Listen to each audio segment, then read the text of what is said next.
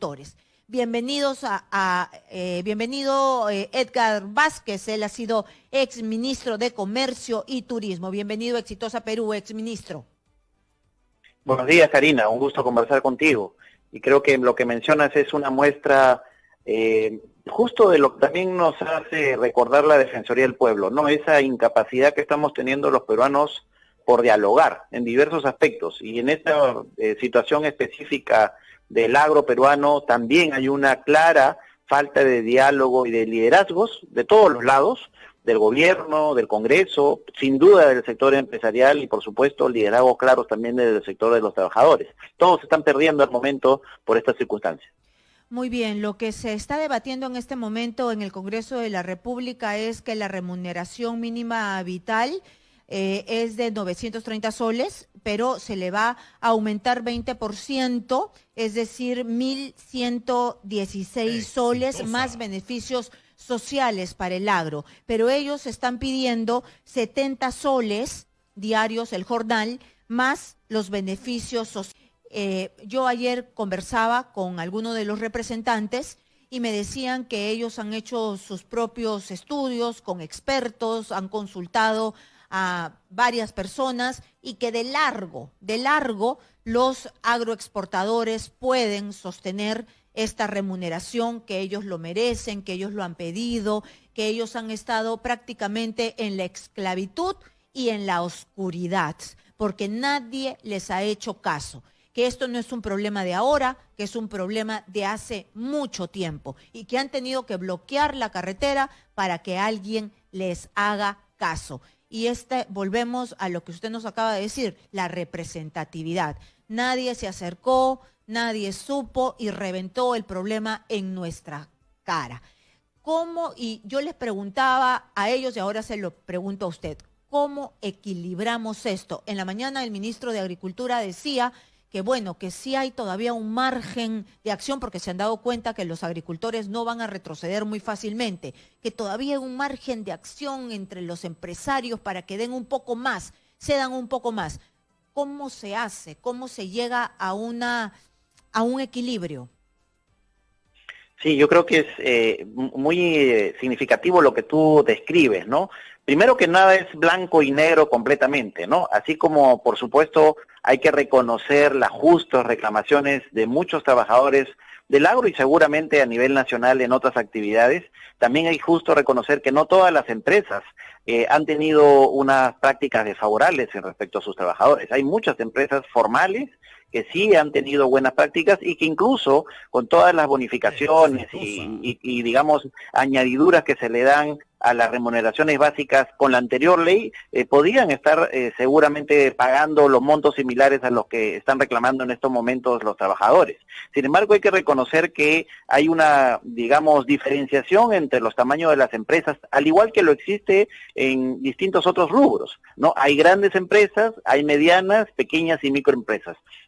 Tratar de extender una misma característica para todas sería no reconocer esta naturaleza y más bien sería probablemente no afectar digamos, a quienes están siendo en estos momentos objetivos de los trabajadores que son las grandes empresas, sino afectar por sobre todo a las medianas, pequeñas y microempresas que no van a tener la misma capacidad de asumir unos costos adicionales que probablemente lo que redunde es en que, seguro en el papel, en una nueva ley, podamos suponer que estamos beneficiando al trabajador, pero lo que vamos a generar con ello es pérdida de empleo y más bien arrastrar a esos trabajadores nuevamente a empresas informales, a actividades ilegales y finalmente afectando a su economía familiar y la economía nacional. Por eso es que es un debate que tiene que basarse sobre aspectos muy técnicos, es un debate muy complejo y lo que creo yo es la clave del asunto y que lamentablemente no se está dando con la amplitud necesaria,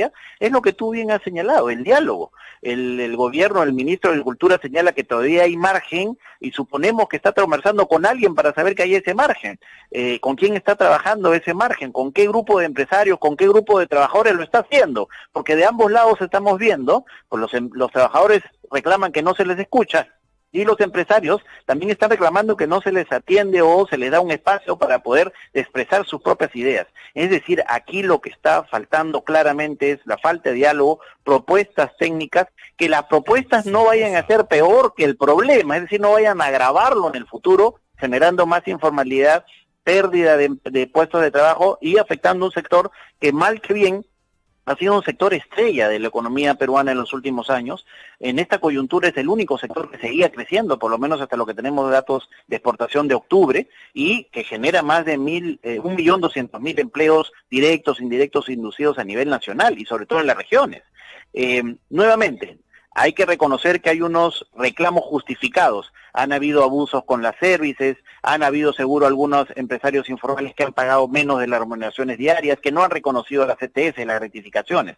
Pero eso, digamos, no va a cambiar con simplemente un cambio en el papel. Va a cambiar cuando también tengamos capacidad de fiscalización. Y ahí la SUNAFIL ha jugado un rol, yo diría, poco prolijo, ha sido parte del problema. Muy poco se está hablando del rol realmente que ha tenido en esta problemática y la falta de capacidad que tiene para fiscalizar y por ende llegar precisamente a estas empresas informales. Nosotros porque usualmente hemos hablado mucho, exministro, porque de verdad que a mí también me ha parecido terrible la participación de SUNAFIL, porque ellos son los llamados a que esto no haya pasado, pero de repente la falta de capacidad, la falta de fiscalizadores, y Convoca ha hecho un trabajo de hormiga, y es lamentable que SUNAFIL no les haya abierto por transparencia, no les haya entregado la información. Y desde la formalidad se nos había dicho que las empresas, las más grandes, habían seguido todos los requisitos para el beneficio de los trabajadores, y lamentablemente ellos han sacado de que han sido sancionadas estas empresas, las más grandes, sancionadas precisamente por evitar la sindicalización, por no pasar a planilla después de 5 años a los trabajadores, por no pagar los beneficios sociales. De repente no son 2 millones en 5 años. De repente suena poco,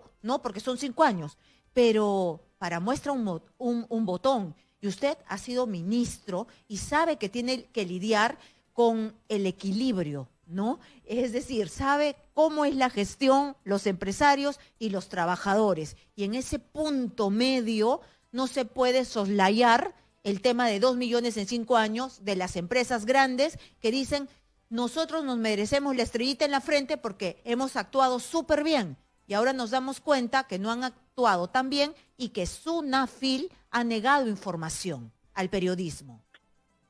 Siempre los extremos son pues estos los negativos, ¿no? Y precisamente concuerdo contigo, ¿no? El hecho de ser grande, pequeño, mediano no te da la posibilidad de que tú actúes por fuera de la ley.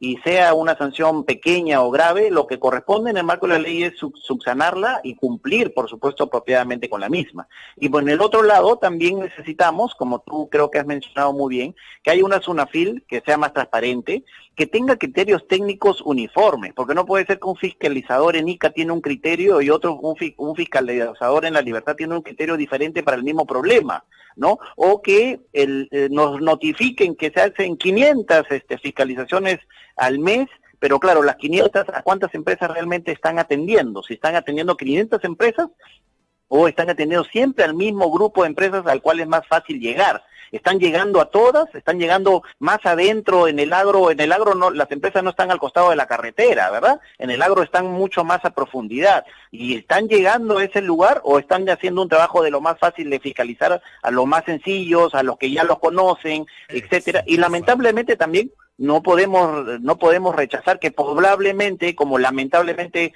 hay muchos casos en el Perú, también hayan casos de corrupción. Entonces, no podemos pensar que cambiando la ley va a ser solamente la solución. La ley tiene que darse de una manera técnica, de una manera que encuentre el balance apropiado entre mantener el sector como un sector atractivo para el desenvolvimiento de las inversiones, la estabilidad, y que siga siendo un generador importante de empleo y de divisas para el Perú, pero también algo que garantice los derechos y la dignidad de los trabajadores, pero a su vez con una autoridad fortalecida que realmente se ponga a liderar este aspecto y no como ahora que la vemos más, digamos, el segundo plano, no asumiendo parte de la situación como corresponde. En ese sentido creo yo que lo que tenemos que invocar al Congreso y también a los trabajadores y al sector empresarial, desde la Asociación de Exportadores hacemos un llamado para el diálogo franco, el diálogo abierto, para que retomemos todos los peruanos a esta senda de tratar de comprendernos. En el Perú, lamentablemente, para poder ser escuchado, como tú bien has mencionado, los trabajadores salen a las calles, algunos seguramente con legítimo derecho y otros también afectando propiedad, afectando vidas, afectando el tránsito de niños, mujeres, adultos, ciudadanos del Perú. Es decir, tampoco podemos caer en que la protesta se degenere en violencia y en afectación del derecho de los demás peruanos. Una última consulta y necesito un comentario breve ya para cerrar esta entrevista, por favor, exministro, en 2 líneas. Hay 2 posiciones, se necesita equilibrio. Para usted, Adex, usted que tiene y habrá pensado en estos últimos días, ¿cuál es la mejor propuesta? ¿Cuál es el equilibrio? ¿Qué le podría decir al Congreso de la República? Porque en realidad se basa en el sueldo. ¿Qué es lo que se le puede, cómo lo puede ayudar? ¿Cómo puede usted darle la mano en este momento de incertidumbre? El sueldo del Ejecutivo es 1.116 soles, el jornal que piden ellos es 70 soles. ¿Cuál es el equilibrio? ¿Hasta dónde puede subirse? Karina, lamentablemente los sueldos no se pueden subir por ley. Entonces, por eso es que la propuesta del Congreso está hablando de una bonificación del 20%. Es decir, esa es la figura sobre la cual hay que discutir. Ya, y entiendo ahí que lo que tenemos que hacer... subir esa bonificación? Exacto, lo que tenemos que entender de esa bonificación es que probablemente ese 20% pueda ser asumido por algunas unidades empresariales, pero no va a poder ser asumida por todas. Entonces, lo que tenemos que abrir es el espacio para poder entender que las micro, medianas, pequeñas y grandes empresas tienen una realidad diferente. No podemos hacer una medida transversal que afecte a unas y que algunas la puedan pasar fácilmente, ¿verdad? Entonces, por eso es que es importante tener diálogo. Y segundo, tener cuidado con el tema tributario, porque de la noche a la mañana uno de los planteamientos es que se extienda el impuesto a la exoneración de impuesto a la renta al 2031 10% y al año siguiente se sube hasta 30%, es de 10 a 30%, claro, hasta el 2031, lo que quiere decir que lo que estamos tratando es simplemente de patear la pelota para que el problema lo resuelva un futuro gobierno en aquel entonces y no estamos encontrando una solución técnica apropiada en el momento para dar estabilidad al país.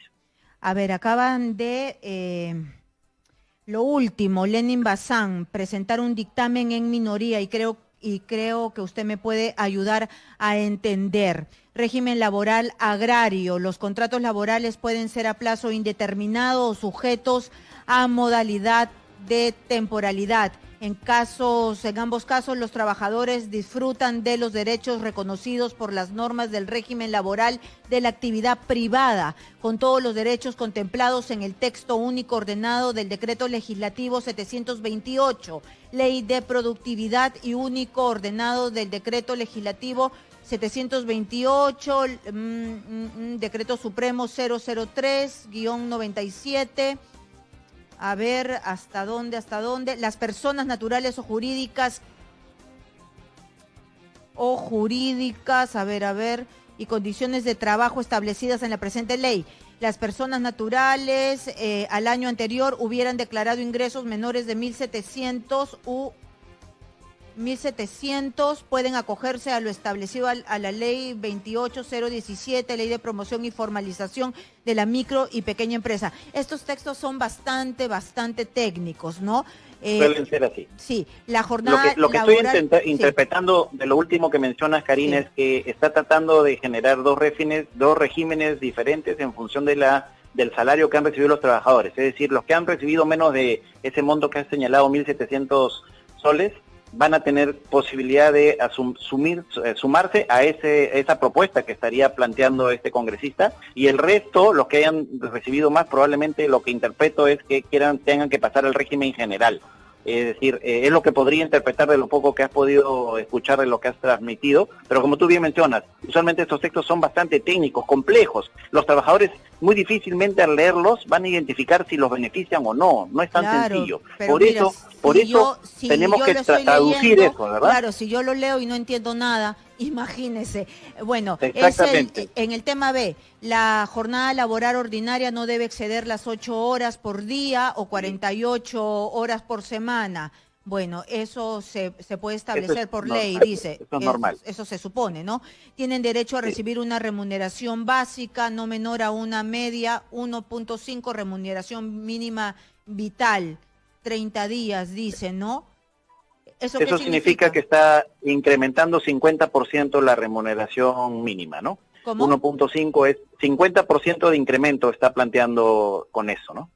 Eso quiere Es decir, decir que pasarían a ganar y cuánto. y en la remuneración, no, es decir, si la remuneración mínima vital es diaria 31 soles, estaría sumándole 15.5 soles, pasaría más o menos a 46.5 soles de inmediato la remuneración mínima. A eso tendríamos que sumarle la CTS y las gratificaciones, ¿no? Y para usted eso se supone que no se puede porque mediante ley no se puede modificar la remuneración mínima vital, sino más bien mediante bonos. Esa es la posición de usted. Y además la remuneración mínima vital, recuerden que es una remuneración única para los peruanos. Es decir, existe una única remuneración mínima vital para todos los peruanos.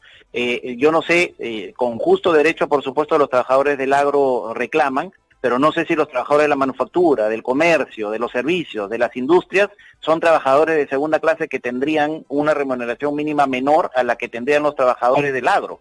No podríamos empezar a discriminar entre peruanos. Entonces, por eso es que el aumento de las remuneraciones mínimas vitales son bajo análisis técnicos y en función de una serie de indicadores como la inflación, la productividad, que se negocian en el marco del Consejo Nacional del Trabajo. Así de complejo es ese sistema. Y por eso es que no se hace a través de leyes del Congreso, por lo complejo que significaría para la economía nacional.